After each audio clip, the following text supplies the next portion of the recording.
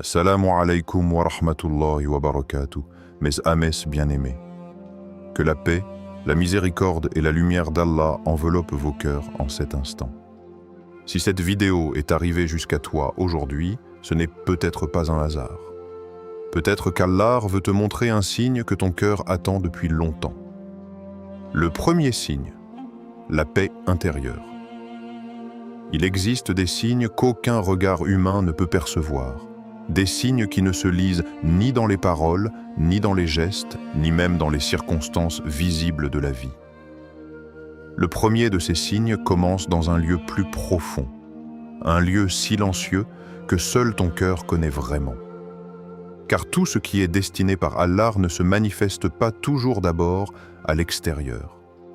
Parfois, le premier message vient de l'intérieur. C'est une sensation subtile, un calme étrange, une paix qui s'installe doucement en toi, presque sans bruit. Alors pose-toi cette question et laisse-la résonner au plus profond de ton âme. Quand tu penses à cette personne, ton cœur ressent-il la paix ou le chaos? Prends un instant pour être honnête avec toi-même. Lorsque son nom traverse ton esprit, est-ce que ton cœur s'apaise? Ou bien se remplit-il d'angoisse, d'inquiétude, de confusion? Car il y a une différence immense entre ce qui vient du simple désir humain et ce qui porte en lui un signe d'Allah. Le désir trouble parfois la raison. Il précipite. Il rend impatient. Il fait naître la peur de perdre. Il enferme le cœur dans le manque. Mais ce qui vient d'Allah porte une autre empreinte. Même lorsque cette personne est loin, même lorsqu'aucun mot n'a été échangé depuis longtemps, même lorsque l'attente semble interminable, une paix demeure. Pas forcément une paix parfaite, pas l'absence totale de questions, mais une sérénité profonde, comme si ton âme reconnaissait quelque chose que ton esprit ne peut pas encore expliquer. Allah dit, c'est par le rappel d'Allah que les cœurs trouvent la tranquillité. Coran 13, 28. Ce verset touche directement l'essence de ce signe. Car lorsqu'un lien est pur, lorsqu'il s'inscrit dans une intention sincère et dans une destinée bénie, il ne t'éloigne pas de cette tranquillité. Au contraire, il la nourrit. Tu ressens une douceur intérieure, comme si cette pensée ne venait pas pour te blesser, mais pour t'enseigner quelque chose. Comme si, malgré les épreuves, quelque chose restait intact, pur, paisible, protégé. Et c'est là que beaucoup de personnes doivent être attentives. Tout ce qui te fait souffrir n'est pas forcément un signe. Tout ce qui occupe tes pensées n'est pas forcément destiné. Parfois, le cœur s'attache à ce qui le consume. Mais ce qui est écrit par Allah pour toi ne détruit pas ton âme. Il la calme. Il y a une différence entre une obsession qui t'épuise et une présence intérieure qui t'apaise. Demande à ton public, quand cette personne traverse tes pensées, ressens-tu une paix qui te rapproche d'Allah ou une confusion qui te fait perdre ton équilibre? Cette question touche profondément parce qu'elle oblige chacun à écouter au-delà des apparences. Combien de fois avons-nous confondu le tumulte des émotions avec un signe divin? Combien de fois avons-nous pris la douleur du manque pour une preuve de destinée? Mais le véritable signe n'est pas la souffrance. Le véritable signe est cette paix silencieuse qui persiste même dans la distance, même dans le silence, même dans l'incertitude. Peut-être que tu ne comprends pas encore pourquoi cette personne reste présente dans ton cœur. Peut-être que tu n'as encore aucune réponse. Mais observe ce que cette pensée produit en toi. Est-ce qu'elle t'invite à la patience, à la prière, à l'espoir, à devenir meilleur? Ou bien te plonge-t-elle dans la peur, la jalousie et l'instabilité? Car ce que Allah prépare pour toi portera toujours la marque de sa sagesse. Et sa sagesse commence souvent par la paix intérieure. Cette paix n'est pas un simple sentiment. C'est parfois le premier murmure d'un destin en train de s'écrire. Et peut-être que ce soir, en écoutant ces mots, ton cœur reconnaît déjà la réponse. L'histoire qui touche le cœur. Il y avait une jeune femme, une âme discrète, sincère, que la vie avait déjà éprouvée plus d'une fois. Personne ne voyait vraiment ce qu'elle portait dans son cœur. Le jour, elle souriait, elle avançait, elle parlait comme si tout allait bien. Mais la nuit, quand le monde se taisait et que les lumières s'éteignaient, son âme parlait à Allah. Chaque nuit, presque à la même heure, elle levait les mains au ciel avec une voix tremblante, pleine d'espoir et de pudeur. Elle répétait la même invocation, encore et encore. « Ô Allah, si cette personne est un bien pour ma foi, mon cœur et mon avenir, rapproche-la de moi. Et si elle ne l'est pas, éloigne-la avec douceur. » Ce n'était pas une prière dictée par l'impatience. C'était la prière d'un cœur qui avait compris que l'amour véritable ne se construit pas contre la volonté d'Allah. Au contraire, il s'abandonne à lui. Les jours passaient, puis les semaines, puis les mois, et pourtant, rien ne changeait. Aucun message, aucun signe visible, aucun retour, seulement le silence. Ce silence qui parfois semble plus lourd que les mots. Le genre de silence qui pousse l'âme à se demander « Allah m'a-t-il entendu ?» Peut-être que celui qui écoute cette vidéo connaît ce sentiment. Peut-être que toi aussi tu as déjà prié pour une personne. Tu as demandé un signe, tu as attendu, et rien n'est venu. Seulement le vide, seulement les doutes. Dans ces nuits les plus difficiles, cette jeune femme pleurait en silence. Non pas parce qu'elle doutait d'Allah, mais parce qu'elle ne comprenait pas sa sagesse. Elle se demandait « Pourquoi mon cœur reste-t-il attaché à une histoire qui semble si lointaine ?» Mais au lieu de courir après ce qui lui échappait, elle a choisi la voie de la foi. Elle s'est rapprochée d'Allah. Ses prières sont devenues plus sincères, son cœur plus pur, son intention plus claire. Elle a commencé à comprendre une vérité que beaucoup ignorent. Parfois, Allah ne retire pas une personne de ta vie. Il la met simplement à distance pour transformer les deux âmes. Car tout ce qui est destiné a besoin de préparation. Une âme immature peut détruire une bénédiction qu'elle n'est pas encore prête à porter. Puis un jour, au moment où elle s'y attendait le moins, Allah a ouvert une porte inattendue, sans prévenir, sans annonce. La personne est revenue, mais cette fois, quelque chose avait changé. Ce n'était plus la même présence. Il y avait de la sincérité dans la voix, de la maturité dans les paroles, une intention claire, le désir du halal, le respect, le sérieux. Comme si le temps n'avait pas seulement séparé, mais purifié. Et à cet instant, elle a compris une vérité immense. Une vérité qui touche tous ceux qui attendent aujourd'hui. Allah ne retarde jamais ce qui t'est destiné. Il le prépare. Il prépare les circonstances. Il prépare les cœurs. Il prépare le moment. Allah dit « Et quiconque place sa confiance en Allah, il lui suffit. » Coran 65, 3. Quel verset puissant pour celui qui vit l'attente. Car parfois, ce qui semble être un retard est en réalité une miséricorde. Tu pensais qu'Allah te privait, en réalité, il te protégeait. Tu pensais qu'il t'oubliait, en réalité, il écrivait quelque chose de plus beau que ce que tu pouvais imaginer. Cette histoire parle directement à celui ou celle qui écoute en silence, à celui qui prie encore chaque nuit, à celui qui craint de perdre ce qui lui semble destiné. Pose cette question au spectateur. Et si ce silence que tu vis aujourd'hui n'était pas un refus, mais une préparation divine? Car parfois, le plus grand signe n'est pas le retour immédiat. C'est la patience qu'Allah place en toi pendant l'attente. Peut-être qu'en ce moment même, Allah prépare une réponse que ton cœur n'est pas encore prêt à recevoir. Et peut-être que ce qui te semble loin aujourd'hui revient demain avec la bénédiction que tu as demandée dans tes prières, le signe le plus fort. le retour vers le halal. Parmi tous les signes que le cœur peut chercher, il en existe un qui dépasse les émotions, les intuitions et même les circonstances visibles.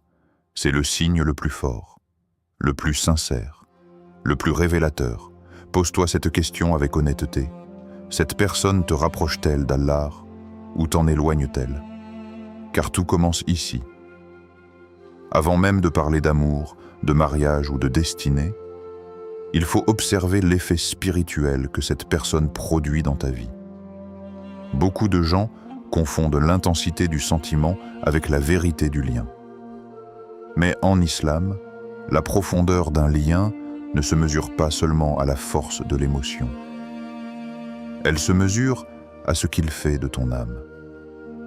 Quand cette personne entre dans tes pensées, ressens-tu l'envie de devenir meilleur? Est-ce qu'elle te pousse à purifier ton cœur, à corriger tes défauts, à te rapprocher de la prière, à chercher la voie du halal plutôt que celle de l'impulsivité? Car ce qui mérite vraiment ton cœur doit aussi mériter ta foi. Un amour qui te fait oublier Allah n'est pas une lumière, c'est une épreuve. Mais une présence qui t'inspire à revenir vers lui peut être un signe immense. Peut-être as-tu remarqué que depuis que cette personne est entrée dans ta vie, quelque chose a changé. Tu pries avec plus de sincérité. Tu fais des invocations plus profondes. Tu penses davantage à ton avenir. Tu te demandes non pas seulement « est-ce que je l'aime ?», mais plutôt « est-ce que cette relation plaît à Allah ?» Et cette question change tout. Car elle transforme le désir en conscience. Elle transforme l'attachement en responsabilité. Elle transforme le sentiment en intention pure. Le mariage en islam n'est pas simplement une histoire d'émotion. Ce n'est pas seulement deux cœurs qui se choisissent.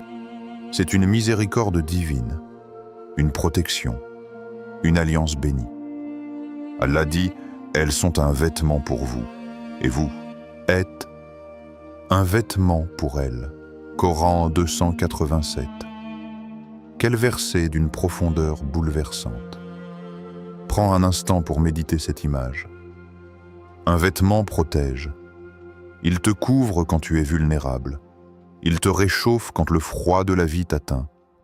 Il cache ce qui doit rester à l'abri du regard des autres. Il embellit sans exposer. Il accompagne sans oppresser.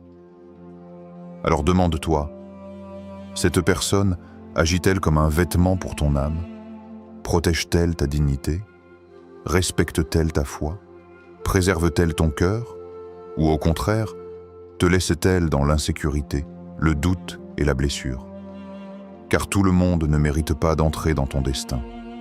Certaines présences sont des leçons, d'autres sont des bénédictions. Le véritable signe, c'est lorsque cette personne devient une source d'élévation, quand sa présence ne t'entraîne pas vers la faute, mais vers la purification, quand elle te rappelle le halal, quand elle te fait comprendre que l'amour sans respect des limites d'Allah ne peut pas porter de baraka. Pose cette question au spectateur, lentement, profondément. Cette personne protège-t-elle ton âme ou blesse-t-elle ton cœur?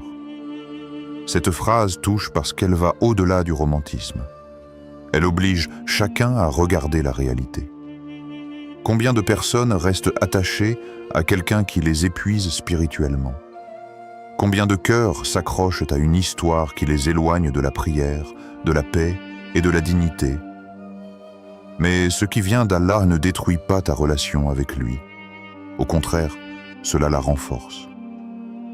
Peut-être que ce lien te pousse aujourd'hui à faire des doigts que tu ne faisais jamais auparavant.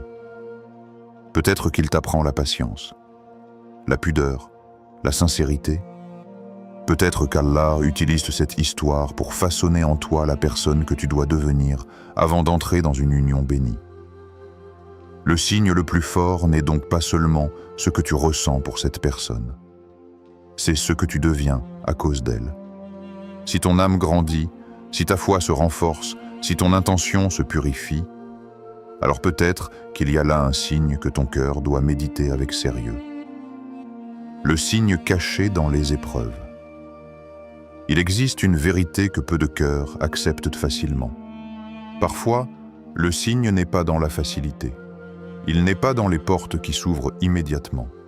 Il n'est pas dans les réponses rapides, les chemins sans obstacles ou les histoires qui se déroulent sans douleur. Parfois, le signe est justement l'épreuve. Oui, parfois ce que ton âme prend pour un éloignement est en réalité une préparation. Car Allah ne bénit pas toujours un lien avant de l'avoir testé. Les liens les plus précieux ne sont pas ceux qui n'ont jamais connu de tempête. Ce sont ceux qui ont traversé l'épreuve sans perdre leur essence. Peut-être qu'aujourd'hui, vous êtes séparés. Le silence entre vous est lourd. La distance semble interminable. Le temps passe et rien ne ressemble à ce que ton cœur espérait. Peut-être même que tout semble impossible. Les circonstances, la famille, la distance géographique, les blessures du passé, ou simplement cette impression que le destin vous a éloigné. Mais au milieu de cette épreuve, il y a une question qui mérite d'être posée, une question qui touche directement l'âme du spectateur. Malgré le temps, malgré la distance, ce lien reste-t-il vivant? Pas vivant dans l'obsession, pas vivant dans la souffrance destructrice, mais vivant dans cette présence intérieure qui refuse de mourir. Certaines connexions disparaissent avec le temps.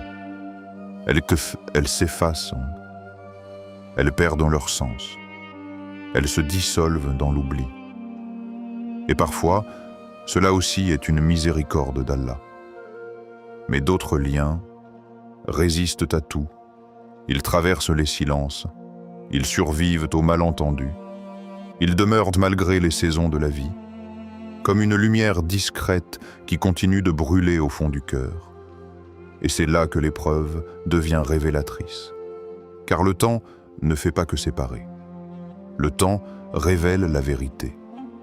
Ce qui n'était qu'une émotion passagère s'éteint. Ce qui portait une sincérité profonde demeure. Allah dit « Pensez-vous entrer au paradis sans qu'Allah ne distingue parmi vous ceux qui luttent et ceux qui endurent avec patience ?» Coran 342. Ce verset nous rappelle que l'épreuve n'est pas un abandon. Elle est souvent un filtre, un moyen de distinguer le superficiel du véritable. Et cela vaut aussi pour les liens humains. Certaines relations ne supportent pas l'épreuve parce qu'elles n'étaient construites que sur l'instant, sur le désir, sur l'émotion immédiate. Mais ce qu'Allah protège, le temps ne le détruit pas. Il le purifie. Comme si chaque obstacle retirait ce qui est faux pour ne laisser que l'essentiel. Peut-être qu'aujourd'hui, cette séparation ne signifie pas la fin. Peut-être qu'elle signifie la transformation. Deux âmes qui doivent encore grandir. Deux cœurs qui doivent encore apprendre. Deux êtres que la sagesse divine prépare séparément avant de les réunir au moment juste. Car il y a des unions qui ne peuvent être bénies que lorsque les deux personnes sont devenues capables de les porter. Imagine un fruit cueilli avant sa maturité. Même s'il était destiné à être doux, pris trop tôt, il devient amer. Il en est parfois de même avec certaines histoires. Ce n'est pas le lien qui est faux, c'est le moment qui n'est pas encore arrivé. Pose cette question au spectateur. Et si cette épreuve n'était pas là pour vous séparer, mais pour vous préparer? Cette phrase va profondément toucher ceux qui vivent une attente douloureuse. Car parfois, l'absence n'est pas une perte, c'est une école, une purification, une patience imposée par la sagesse d'Allah. Ce qui doit revenir reviendra avec plus de vérité, avec plus de sincérité, avec plus de baraka. Et si ce lien reste vivant malgré le temps, malgré les larmes, malgré la distance, alors peut-être que cette épreuve n'est pas la fin de l'histoire. Peut-être qu'elle est simplement la page que Allah écrit avant la rencontre au bon moment. Et si le signe que tu attends depuis si longtemps n'était pas à l'extérieur? Et si, Au lieu de chercher une réponse dans les circonstances, dans les messages, dans les retours, dans les coïncidences, Allah voulait d'abord que tu regardes à l'intérieur de toi. Prends un instant et pose-toi cette question avec sincérité. Qui es-tu en train de devenir pendant cette attente? Car parfois, nous passons tellement de temps à demander « Quand cette personne arrivera-t-elle » que nous oublions la question la plus importante. Suis-je prêt à accueillir ce qu'Allah veut m'accorder? Peut-être qu'Allah ne te montre pas encore cette personne, non pas parce qu'elle n'existe pas, non pas parce qu'elle n'est pas destinée à toi, mais parce qu'il prépare d'abord ton cœur. Car le cœur qui va porter une bénédiction doit d'abord apprendre à la préserver. Le mariage, en islam, n'est pas simplement l'aboutissement d'un désir. Ce n'est pas une récompense donnée à l'impatience. Ce n'est pas quelque chose qu'on reçoit simplement parce qu'on le veut intensément. C'est une amana, une responsabilité sacrée, une bénédiction déposée entre les mains de deux âmes. Et seules les âmes prêtes peuvent réellement la porter. Peut-être qu'aujourd'hui, Allah travaille en silence sur ce que personne ne voit. Ton caractère, ta patience, ta manière d'aimer, ta capacité à pardonner, ta sincérité, ton rapport à la foi. Car avant de t'unir à une autre personne, il faut parfois qu'Allah t'unisse, d'abord, à la meilleure version de toi-même. Combien de personnes demandent un mariage béni sans se demander si leur propre cœur est prêt à offrir la paix? Car un foyer ne se construit pas seulement avec l'amour, il se construit avec la patience, le respect, la miséricorde, la foi, la capacité de protéger l'autre sans le blesser. Et peut-être que cette attente que tu trouves douloureuse est en réalité une école divine. Allah t'enseigne la patience, la maîtrise de soi, l'abandon sincère à sa volonté. Peut-être qu'il veut te libérer de certaines blessures avant de t'ouvrir la porte d'une union bénie, des blessures du passé, des peurs non guéries, des attachements qui ne viennent pas de lui. Car parfois, nous demandons une personne alors que notre cœur porte encore les traces d'anciennes douleurs. Et Allah, dans sa miséricorde, ne veut pas que tu entres dans une nouvelle histoire avec les cicatrices d'une ancienne. Allah dit « Seigneur, accorde-nous en nos épouses et notre descendance la joie des yeux. » Coran 25, 74. Quel verset profondément lié au thème de cette vidéo. La joie des yeux, ce n'est pas seulement la beauté extérieure, c'est la paix que l'on ressent en regardant la personne qu'Allah a choisie pour nous. C'est la sérénité d'un cœur qui ne doute plus. C'est la douceur d'une présence qui repose l'âme. Mais cette joie n'est pleinement reçue que par les cœurs préparés. Pose cette question au spectateur, et si Allah retarde cette rencontre parce qu'il veut d'abord faire de toi la réponse à la prière de quelqu'un d'autre, cette phrase touche profondément, car elle inverse le regard. Tu n'attends plus seulement quelqu'un, tu te prépares à devenir une bénédiction pour cette personne. Peut-être que pendant que tu demandes à Allah de t'accorder un époux ou une épouse pieuse, quelqu'un, quelque part, prie pour une âme comme la tienne. Et Allah, dans sa sagesse, prépare les deux cœurs séparément avant de les réunir. Alors ne vois pas l'attente comme un vide. Vois-la comme une transformation. Le signe que tu attends n'est peut-être pas encore devant toi. Il est peut-être déjà en train de naître dans la personne que tu deviens aujourd'hui.